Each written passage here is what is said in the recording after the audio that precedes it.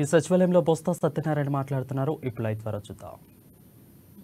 SGT 2280 2280 SS school assistants 2299 2299 TGT 1264 1264 PGT 215 215 principals 42 42 కలిపి total 6100. ఇది మీకు అందరికీ తెలిసిన విషయం. ఈ రాష్ట్ర ప్రభుత్వం విద్య పట్ల ఎంత ప్రాధాన్యత ఇస్తున్న అంశాన్ని మళ్ళీ మీకు చెప్పవసరం లేదు. మా ప్రభుత్వానికి ఉన్న ప్రాధాన్యత అంశాల్లో విద్య మొట్టమొదటిది.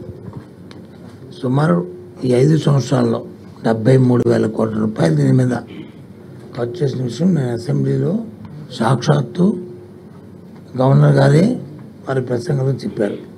మా ప్రభుత్వం ఈ 5 సంవత్సరాలు, ఈ 4 సంవత్సరాల 10 నెలల కాలంలో ఇప్పటికీ 73,000 కోట్ల రూపాయలు దీని మీద ఖర్చు చేసిందనే విషయాన్ని వారు చెప్పిన విషయం మీకు తెలుసు. ప్రభుత్వం తీసుకున్న ప్రక్రియ అంతా కూడా ఏదైతే రైట్ టు ఎడ్యుకేషన్ యాక్ట్ ఏదైతే ఉందో దాని ప్రకారము ప్రతి వారికి విద్యని అందించాలనేది ప్రభుత్వం ద్వారా ముఖ్య ఉద్దేశం.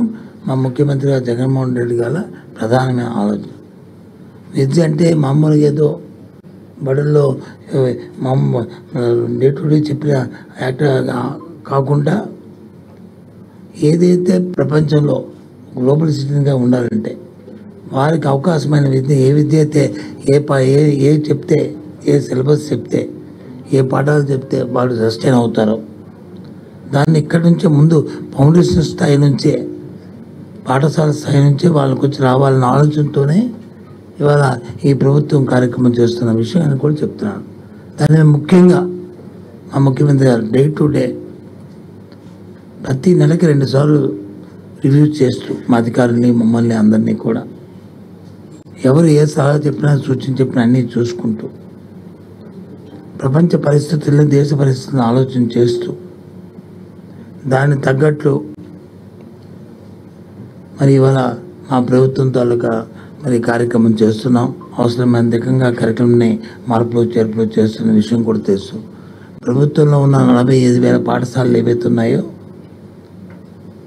అన్నింటిలోనూ కూడా మనం మొన్న కాక ఒక వారం రోజుల కింద మనం చూసాం, ఐబీతో ఎంఓయూ చేసుకున్నాం మనందరం కూడా.